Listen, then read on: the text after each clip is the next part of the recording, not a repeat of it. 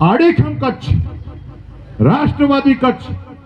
મેં આખા ગુજરાતમાં ફરું છું, પણ મને અહીંના મુસ્લિમ બિરાદરો પણ પ્રખર રાષ્ટ્રવાદની પડખે ઉભા છે. સો સલામ કરું છું. મિત્રો,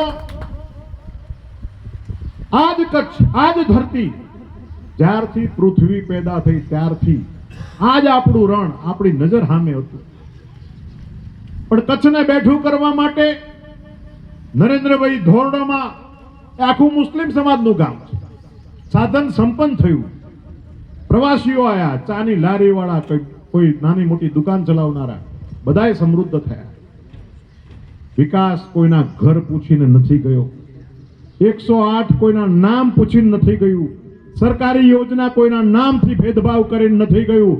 તમામ લોકો ગરીબ લાભાર્થીની દ્રષ્ટિએ, એક દ્રષ્ટિથી, એક આંખે આખા ગુજરાતના 6.5 કરોડ લોકોને, આખા દેશના 150 કરોડ લોકોને એક વિકાસની એક જ નજરથી જોવાની કામ કોઈએ કર્યું હોય તેનું નામ ભારતીય જનતા પાર્ટી. અને એટલા જ માટે મુસ્લિમ બિરાદરો પણ ભારતીય જનતા પાર્ટીને પ્રેમ કરે છે. આજ કચ્છ અને કચ્છનું રણ આજ ધરતી પર હતું. પણ નરેન્દ્રભાઈનો દ્રષ્ટિકોણ હતો, એમનું વિઝન હતું કે કચ્છમાં મારે પ્રવાસન ઉદ્યોગને મજબૂત કરવો છે. સદીના મહાનાયક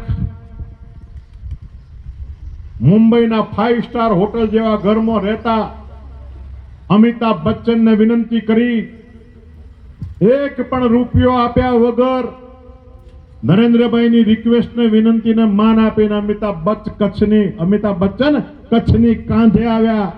રણમાં ઉભા રહીને એને કીધું, કુછ દિન ગુજારો ગુજરાત મેં. અને પછીનું વાક્ય ખૂબ મહત્વનું છે, કચ્છ નહીં દેખા તો કુછ નહીં દેખા. આ મંત્ર સાથે દેશ દુનિયામાં આપણું કચ્છ પ્રસિદ્ધ થયું.